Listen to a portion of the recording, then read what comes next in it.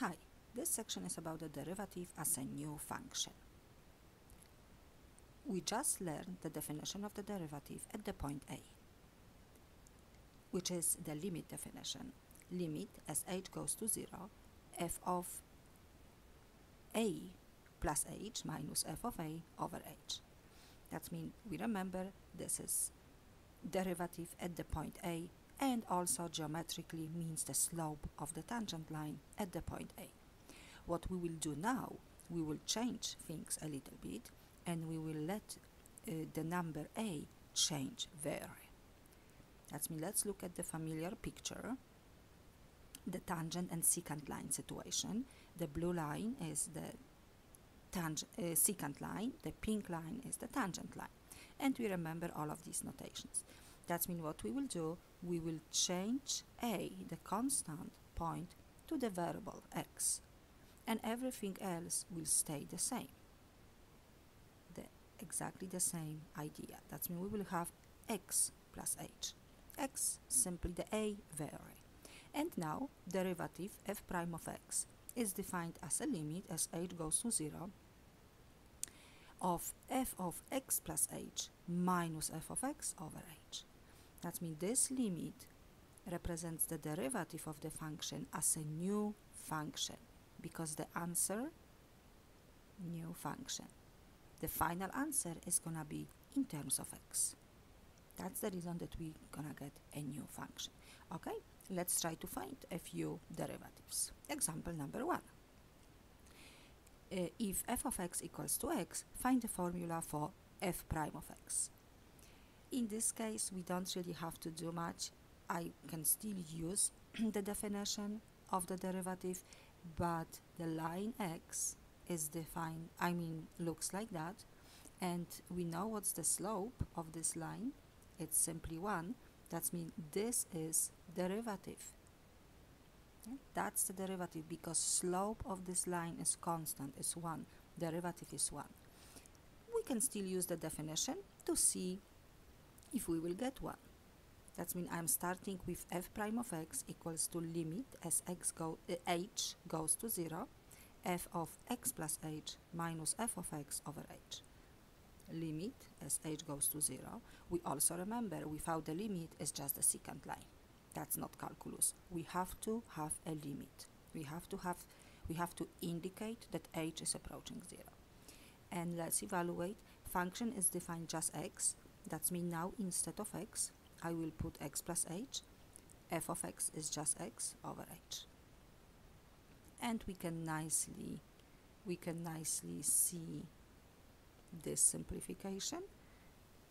You probably see the answer right away, but let's just see h over h. Of course, this is 1. That means slope of derivative of the function x is 1. Or I was gonna say slope of the tangent line. It's 1 everywhere, because tangent line to the given line is just the same line. That's the reason that for every single point, if I will draw a tangent, will be the same line with the same slope, 1. Okay, let's try to do example number 2. The same thing. Find the formula for x prime of x for the function x squared. It means now, even if I will draw a function, I don't think I can see right away how the slope is defined, because slope of the tangent, it's different at different points. We can see tangent, let's say this one, tangent lines are changing the slopes. That means the slope is not constant. Let's use the definition. F prime of x is defined as a limit as h goes to 0, f of x plus h minus f of x over h. Let's evaluate. As the function is defined as a x squared. X squared, instead of x, we will put x plus h. Minus f of x is just x squared. Okay. That means this limit represents the derivative of the function x squared. And let's evaluate. Of course, I should mention that if I will substitute instead of h0, I will have x squared minus x squared, and in denominator 0. That means that's the reason that I have to rewrite my expression in order to evaluate it. Okay, x plus h squared means x plus h times x plus h, and multiplying, distributing all of the terms, I will get x squared plus 2 times xh plus h squared, and then minus f of x, which is x squared over h. Let's look for some simplification. Okay, and then we have a limit as h goes to 0 to, actually we can try to factor out, because we have 2xh plus h squared. I will factor out h, 2x plus h. And now that's what we were looking for, actually 0 over 0, because h is 0. The common factor is found and it's cancelled out. The limit, the expression was simplified to 2x plus h. Now x, instead of h, we can put 0, 2x. Okay, that means derivative of the function x squared is 2x. I can also write, we remember the notation, derivative with respect to x of the function x squared equals to 2x. Okay, that's the formula. Let's look at the next one, x cubed. Okay. The same thing, I can't, the slope is changing of the curve x cubed is not constant. That means let's figure out what formula will define the slope. F prime of x equals to limit as h approaches 0, f of x plus h minus f of x over h. Let's evaluate. Instead of x, I have to put x plus h, and this is cube, x plus h, minus just x cubed, that's f of x. And the same situation, 0 over 0. And makes sense because it's definition of the slope of the tangent, rise over run, no rise, no run, in respect to tangent, of course. That's what we have to figure out and simplify this rational expression. X plus h cubed means x plus h times x plus h times x plus h. Or, if you remember the formula a plus b cubed, we may use right away. It's a cubed, and then we do have some coefficients, but let me start with how can we expand polynomials like that. That means we start with a cubed, and then we will go a squared, a to the power of 1, and a to the power of 0, I can say. Actually, let me write b to the power of 0 for you, because then you can expand any. Okay, that means we will start with a cubed, the highest power, and b to the power of 0, which of course is 1. Then we will have a to the power of 2 with decreasing, and b to the power of 1. Increasing b power, decreasing a power. A to the power of 1, b to the power of 2, and a to the power of 0, b to the power of 3.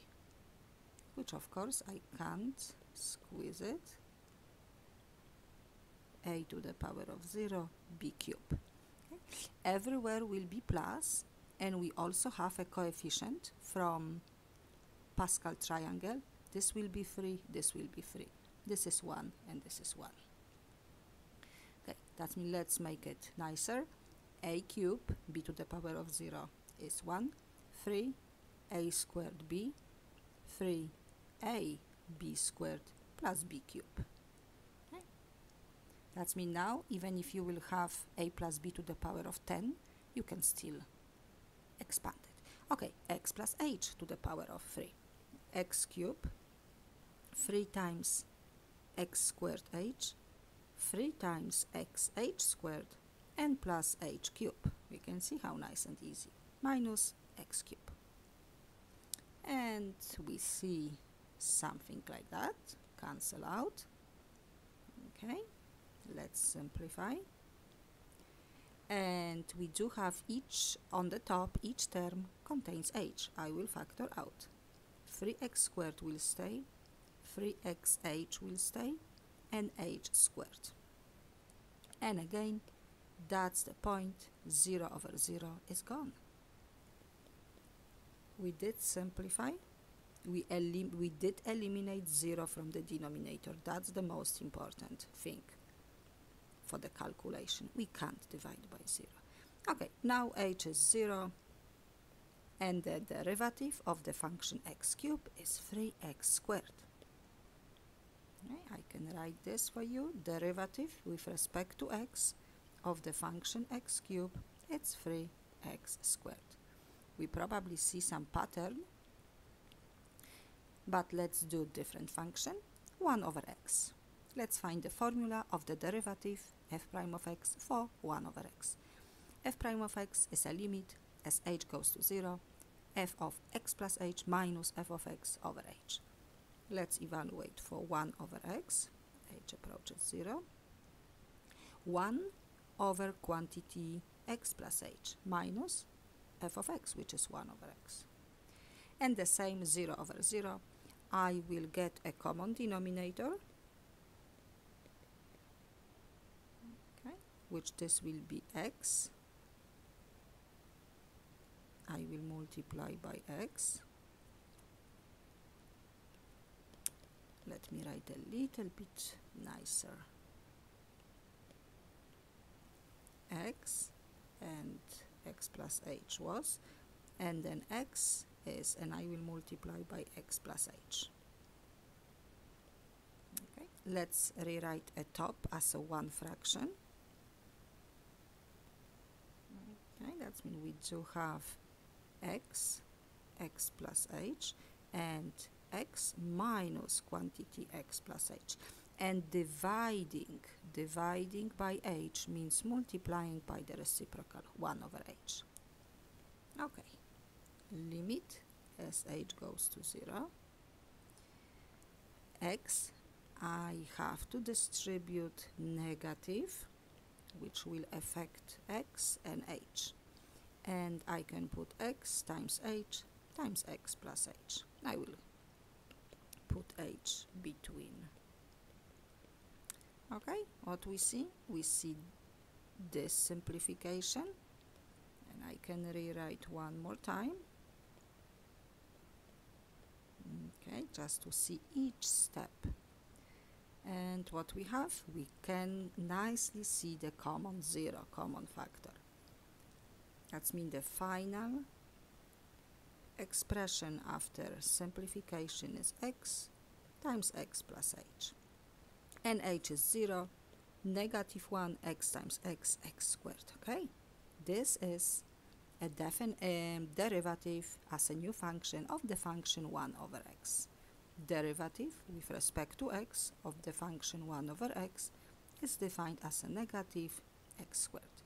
And this works for all of the numbers except 0. Okay, and I have last one like that, and then a little bit different problems, and we will be done with this section.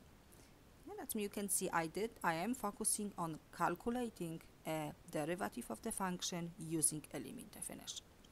Okay, the next function is square root of x, and we will state the domain.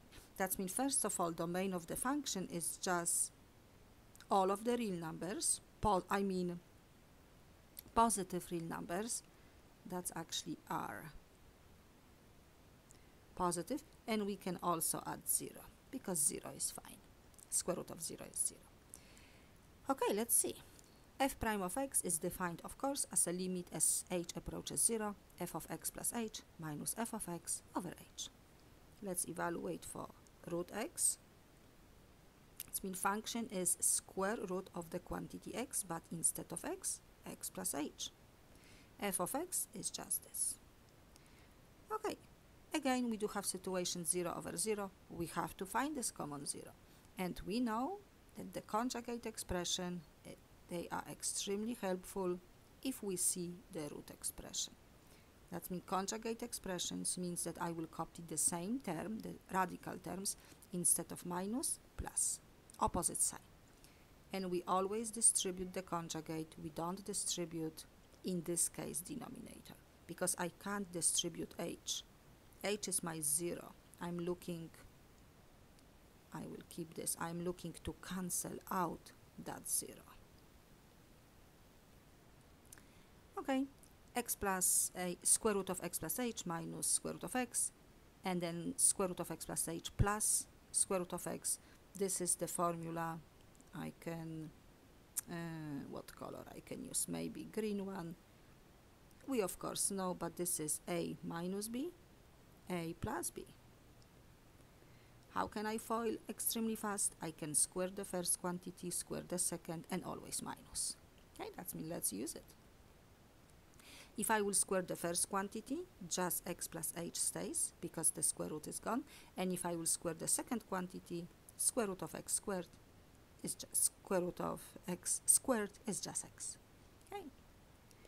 And we see this, and I think you can see the important cancellation on the way. H and h. And I can copy this. Limit as h approaches 0. And where is my common 0, my common factor? This one, gone. Okay, 1 over square root of x plus h plus square root of x. Now h is 0. I have square root of x plus square root of x because that's 0. 1 over 2 root x. It's really nice. That's mean derivative with respect to x of the function root x. It's simply 1 over 2 root x. Root x, it's 1 over 2 root x. Worth to remember. And we can state the domain of this function. That's mean domain of the derivative. We can see square root. That's mean also all of the positive numbers only. And however, the square root is placed in the denominator. That's mean we're not including 0. We did include for the function. We can't include for the derivative. Okay, that means this was lots of practice of the limit definition of the derivative. Now, let's answer this question. How can a function fail to be differentiable? Of course, we can think two different ways.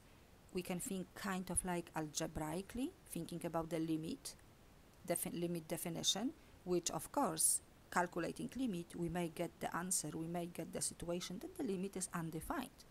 This means no limit, no derivative. That means that's one way. Or graphically, we can think about the shape of the function that will not give me derivative at some points.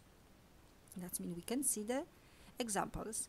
If the function, if the shape of the function contains like a sharp corners or like king, like something like that, we can't really draw a tangent at this point, this sharp corner. That's the reason that is no tangent, no derivative. That means if we have these sharp corners, please remember, that means this is one case. Also, looking at the middle graph, if function is discontinuous function, we have discontinuity, we have no point, or we have also like a sharp corner, sharp like end. We can't draw a tangent, no slope, no derivative. Or we may have a situation at one point that actually we can draw a tangent, but it's a vertical. Vertical lines, they don't have slopes. Okay? That means no slope, no derivative. Okay? That means that's the three cases that the function will fail to be differentiable. Sharp corners, sharp turns in changing the direction, discontinuity, and a vertical tangent. And we can see, even if I will zoom in really close, I will not eliminate the sharp point. I will always have, and drawing a line, I can still try to draw it, but tangent, at this point, at this point actually it's vertical. That's when we can't get a derivative. We also have a property, okay, combining continuity and differentiability. That means this is the theorem. which is quite crucial. Oh, I can box it one more time. If function is differentiable at a, then it's always continuous. Yeah? Because of course, if it's differentiable, this means that we can't have any sharp corners. I mean, that's not maybe the problem, because sharp corners, they are actually continuous, but we shouldn't have like any discontinuity if function is differentiable, because if we have discontinuity, then we can't draw a tangent, then function is not differentiable. That means if it is differentiable, it's always continuous. Please remember the converse is false. That means the false statement is if f is continuous function, continuous at a, then f is differentiable.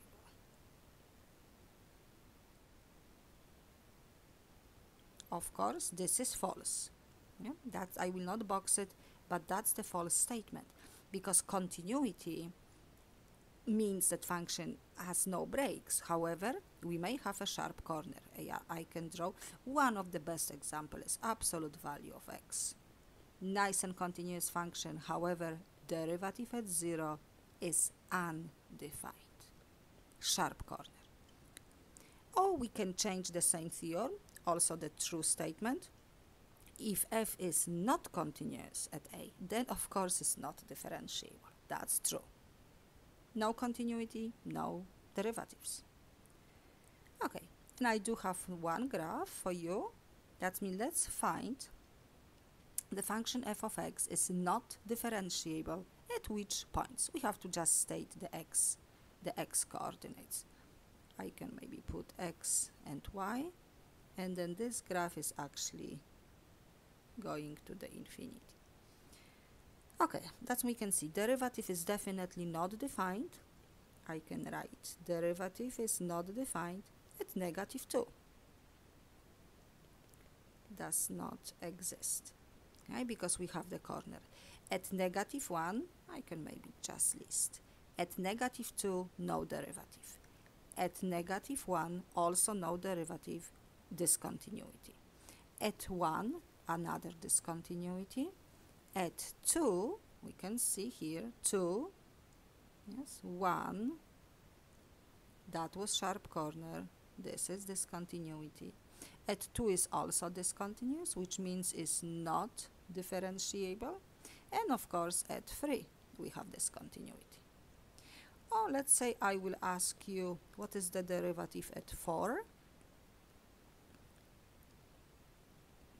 And I hope you will answer 0, because we have horizontal line, slope of the horizontal line is 0. Slope of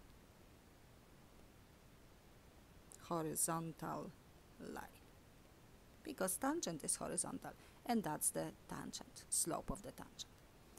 Okay, and I do have a set of true and false questions. Let's see if we understand continuity and differentiability. Question number 1. If f is continuous at a, then it's differentiable. Of course is false. That was the false statement. Good example, one more time, is absolute value of x. Function is continuous at a is 0, but it's not differentiable because it's the sharp corner. Derivative is undefined. Question number 2. If f is differentiable at a, then it's continuous. Of course. This is actually the theorem. That's true. If derivative exists, we have to have continuity. No question. Okay, question number 3. If the limit as x approaches a of f of x exists, then f is differentiable at a. Okay, we have to be careful because we may have a limit with the removable discontinuity. Okay, that's when we can see this is function limit as x approaches a exists. Let's say it's 2. Okay? Limit exists, but function is not continuous at a. We don't have the value. If it's not continuous, of course, no derivative. That means this is false. And the last one, if f prime exists, then limit of the function is the same like the value. Okay? That means I believe this statement, it's identical like the second one, because let's see, the limit exists means function is differentiable. The limit the same like the value, that's the short, but that's the definition of continuity. That means if the limit exists, this means function is differentiable. If the limit is the same like the value, means continuity. This is the reason that this is true statement. Okay? And I have few more problems and we will be done. Okay, now what I have the graphs of the function and the graphs of the derivatives, and we have to match them. Okay, that means match the graph of each function, a, b, c, and d. The green one are the functions, and 1, 2, 3, 4 are the derivatives. That means let's see which one is the easiest one. I would start with the b, because we can see this is function has the constant slope, I don't know, 1. That means derivative will have value 1. Excellent. And then we're reaching a corner, no derivatives. Then the slope is negative 1. Negative 1. The constant slope, constant function as a derivative. And again, we're reaching a corner, no derivatives, no value. And then the slope is 1. Slope is 1. That's the derivative. That means b corresponds to number 4. Okay? I can use different colors. Okay, which one? Okay, maybe A. That means what I see? I see horizontal tangent, 2 horizontal tangents. This means that the slope is 0.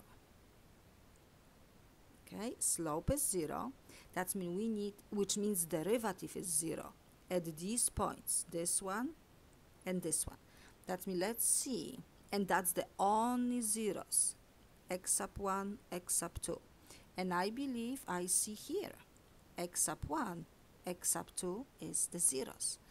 And then let's see, if I will draw a tangent here, the slope will be positive. Okay? But it's changing from 0, positive, positive, to 0. That we can see 0 and then positive, positive, 0. Then if I will draw a slopes of the tangent, tangent line, and look at the slope, they are negative. That means the value of the derivative is negative. And the same here. The slope is going, the tangent line will have negative slope, and that's the negative values. That means A corresponds to 2. Let me pick different color, maybe green. Okay, let's look at D. D, how many horizontal tangents we have? We have 1, slope 0, slope 0, slope 0. That means for that x, for 0, and for this x, we have value 0. That means which one? This one, 0, 0, 0. Okay? And then again, slope of the tangent will be positive, value is positive, is above the x-axis. Slope, we can see, is from x sub 1, this will be x sub 1, this will be x sub 2. From x sub 1 to 0, slope is negative. That we have this, it's from 0 to 0, from 0 to 0, but negative. And then from 0 to x sub 2 is positive. That means the values will be positive. And that's all of these values, if I will plot the points, represents the slope of the tangent for the corresponding x values. And then, D corresponds to 3. And then we have the last one, maybe purple. I can only see 1 horizontal. That means this is the 0. At 0, we have 0. Okay? And then if I will draw a tangent, that means this tangent has slope like bigger, bigger, bigger, and at some point attains like maximum value, but then again is getting almost horizontal, that means the slope is approaching 0, slope of the tangent. The value of the derivative is approaching 0. And the same situation is on this side. Almost we can see negative slope, but really small negative, and we can see small values and then 0. Okay, that means C corresponds to 1. That means the only tool that is so strong is the slope of the tangent. Okay, and I do have multiple choice question. Actually, this is similar question, and it's probably from the first section, 2.1. But 2.1 and 2.2 are so connected, because in these sections we talk about the slope of the tangent as a derivative. In the second section we talk about the derivative as a new function, but we can see everything is strongly related. Okay, we have function f, the top one, and function g, and we have to find h prime at 4. But h, is defined as a f of x minus g of x. That means h prime will be f prime and g prime. And at 4, we will still have some properties, but this means derivative at 4, derivative at 4 for g. Okay, that means the point is to find what is the derivative of the function f at 4 and what is the derivative of the function g at 4. That means I can find 4 and the corresponding points. Okay? And we can see for the function f, if I will draw a tangent, because this represents the f prime at 4, horizontal tangent, slope 0. If I will draw a tangent for the curve g, I have this line. And this line has the slope 4 over 2, 2. And I have to subtract negative 2. It's really nice concept question. And I do have another one. For the function g, whose graph is given, arrange the following numbers in increasing order and explain your reasoning.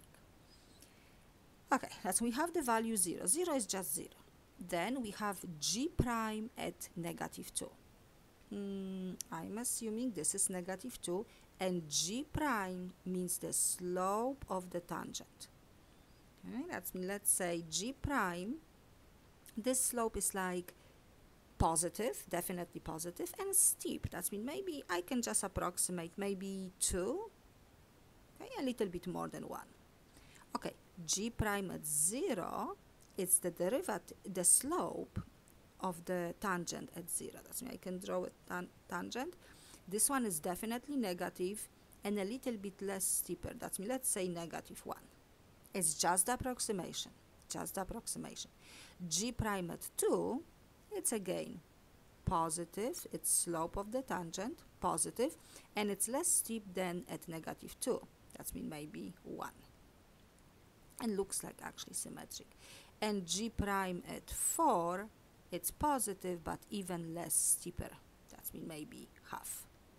Okay, that means we have to arrange from increase in increasing order. That means the smallest value is g prime at 0, negative 1, and then actually 0 on its own, just 0 equals to 0. No trick. And then I think g prime at 4, it's 1/2, and g prime at 2, it's 1, I mean approximation. Okay, and g prime at negative 2 is 2. Do I have all of the numbers? Yes, that means that's the order. Please remember again, g prime, I mean f prime, g prime, derivative on the graph means slope of the tangent. And I have last one, having this function, okay? I mean I did graph for you, okay? That means graph the function f of x. I mean no, graph of the function f of x is given. Okay? That means we do have the graph, and on this graph we have to draw and label two lines. Okay? One of the line number A, must have the slope f of 3 minus f of 1, 3 minus 1. That we can definitely see is the second line. Second line on the interval 1 to 3. And that means corresponding values to 1, corresponding values to 3. Oh, a little bit. Okay, that's me. This is simply, that's the line A. Now, the second line has to have a slope f prime at 1. F prime at 1. Of course, this means slope of tangent at 1. Always when it's 1 point even. That means tangent will be like that. Okay, that's we can see different slopes. Line B. Okay, that means this is my last question. Thank you for watching my video, and I hope you will understand the meaning of the derivative. Thank you.